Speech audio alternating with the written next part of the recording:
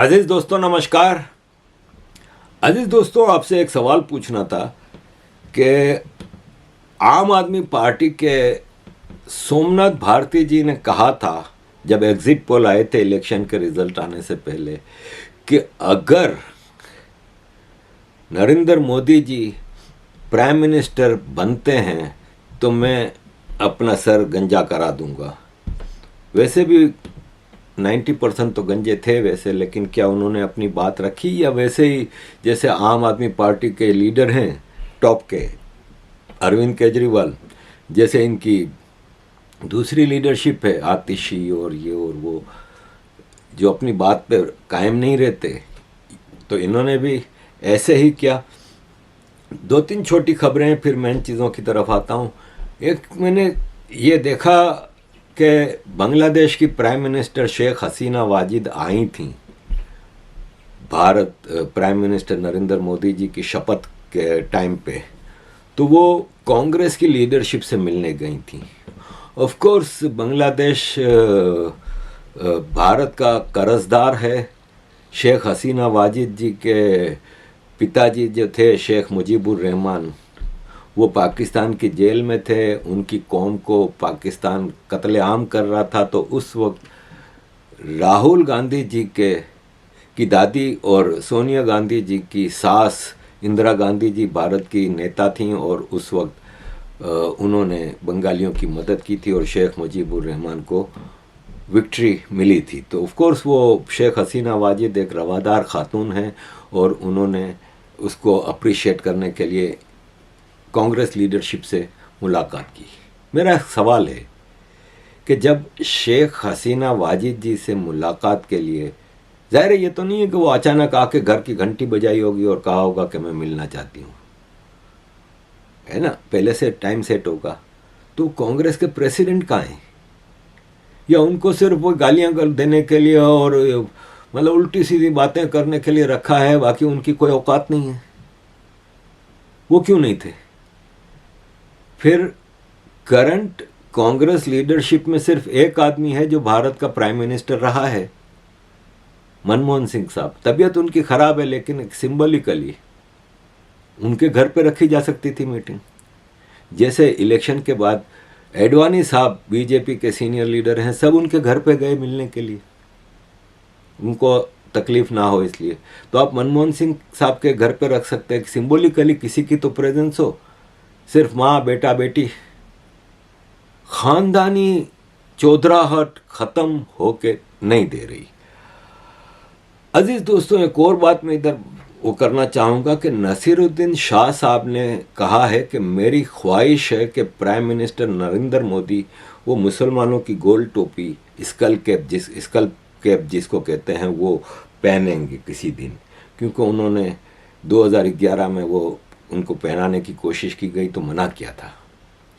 तो नसीरुद्दीन शाह साहब, आपको क्यों किसी को स्कल, मतलब आपके अंदर का सेक्युलरिज्म, ऐसे स्कल टोपी और मुसलमानों के मामला पे सेक्युलरिज्म खत्म हो जाता है।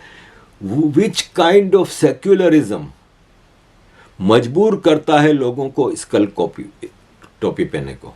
वो मुसलमानों की गोल टोपी पहनने के लिए जिद करने वाला एक आदमी सेक्युलर हो सकता है? इनके अंदर वो मुसलमानों के जो जरासीम है ना, वो अंदर कुलबुलाते रहते हैं।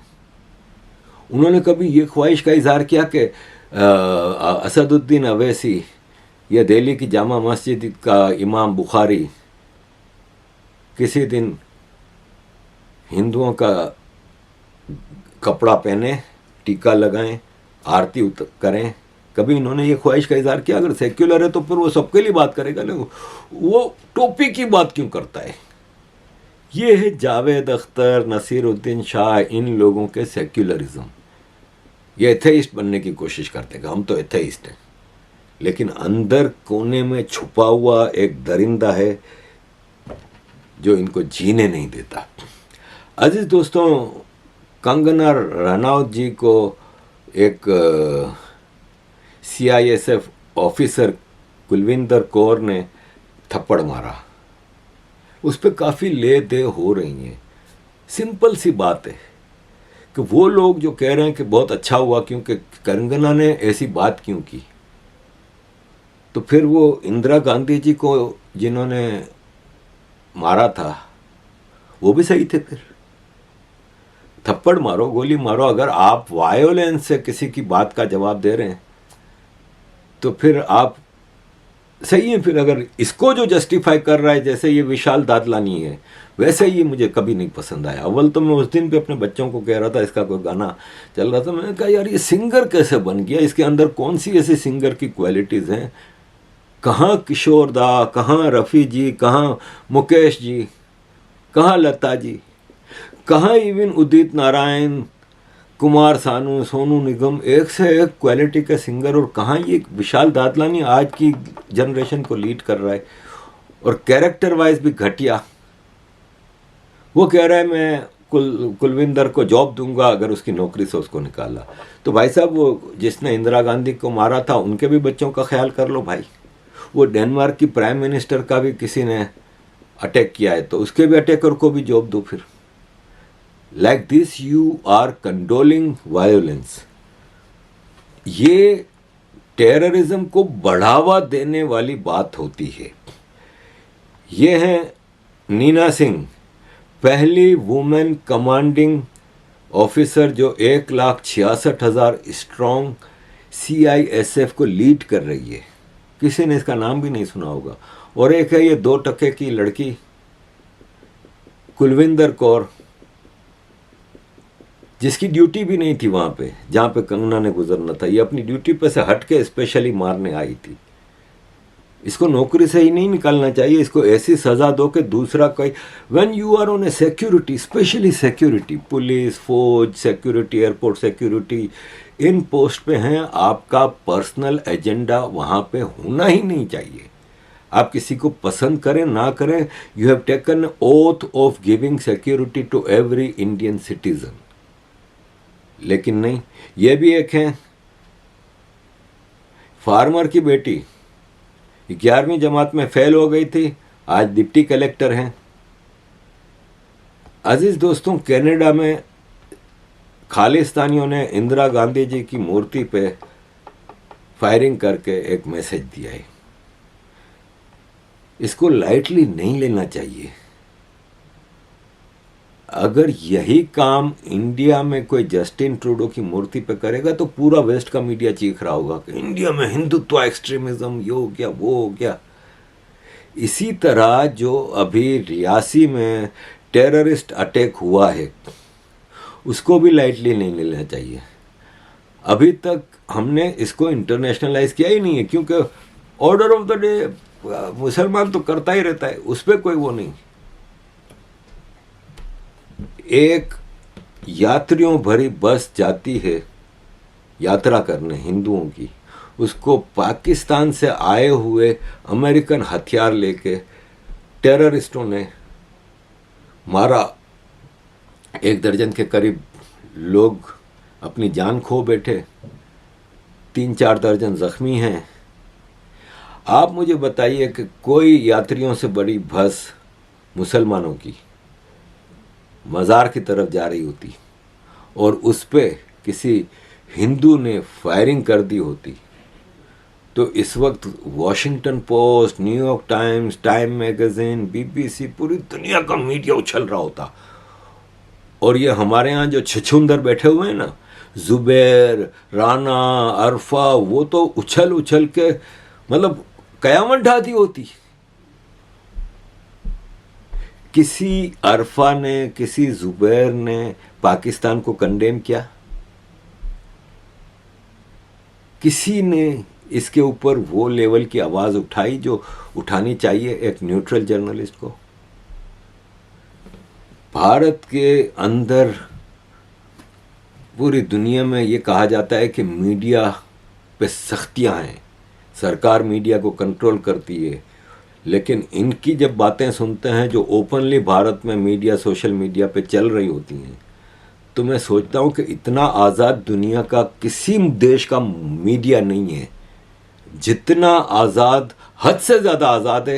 ये डेंजरस है, क्योंकि ये फ्रीडम ऑफ स्पीच नहीं, ये हेट स्पीच है। ये जहर भरी माशरे में, सोसाइटी में ये जहर भरती हैं वो आवाज़ें हैं।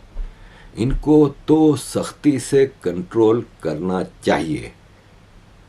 और भारत का सिस्टम क्या है आई डोंट नो।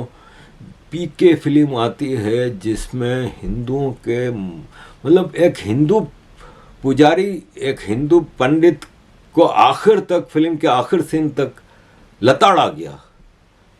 टोकन थोड़ा एक मुसलमान की मस्जिद के बारे में, एक चर्च के बारे में बता दिया, बाकी शुरू से हिंदू के भगवान शिव शंकर जी से लेके हिंदू प्रीस्ट, आखिर तक फिल्म एंटी हिंदू रही। उसके लिए कोर्ट कहती है आपको पसंद नहीं तो ना देखो।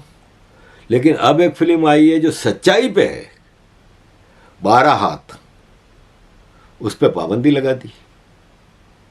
ये अपीजमेंट है कि नहीं है? जितेंद्र त्यागी जी, वसीम रिजवी, उनकी फिल्म आई थी कलकत्ता के ऊपर, वो बंगाल के ऊपर, वो भी बैन। तो ये वन साइडेड बैन क्यों? ये चीज़ें हमें देखनी होंगी कि भारत में चीज़ें इतनी क्लियर हैं नहीं जितनी क्लियर होनी चाहिए। आखिर में मैं खटाखट की तरफ आऊँगा। कई वीडियोस हैं, मैं सब दिखा के आपका टाइम ज़ाया नहीं करना चाहता। औरतें खड़ी हैं लाइनों में। अब जैसे ये आतिशी मार्लिना के घर के सामने बेशुमार औरतें, सैकड़ों औरतें खड़ी हैं कि आपने वादा किया था और कि हर औरत को 1000 रुपया दिया जाएगा। कांग्रेस ने बाकायदा प्रॉमिस किया था सबको कि आपको 1000 रुपया, 8500, 1 लाख रुपया ये देंगे वो देंगे। तमिलनाडु, कर्नाटका, हर जगह कांग्रेस से लोग पैसा मांग रहे हैं कि लाख रुपया का वादा किया था कि आप हमें वोट दो तो लाख रुपया देंगे। वोट का प्रूफ लेके लोग खड़े हैं। ये खटाखट बैंक बंद हो गया है। ये हैं भारत के नेता ओपोजिशन के, जो झूठ की बुनियाद पे इलेक्शन लड़ते हैं। There should be some system कि जो झूठ की बुनियाद पे इलेक्शन में हिस्सा लेता है उनको हमेशा के लिए डिस्क्वालीफाई करना चाहिए, इनको निकाल बाहर करना चाहिए। एक भी सीट वो डिज़र्व नहीं करते। 100-200 सीटें तो क्या डिज़र्व करेंगे, एक भी सीट वो डिज़र्व नहीं करते। अजीज़ दोस्तों, thank you very much for all your support. Kindly keep supporting.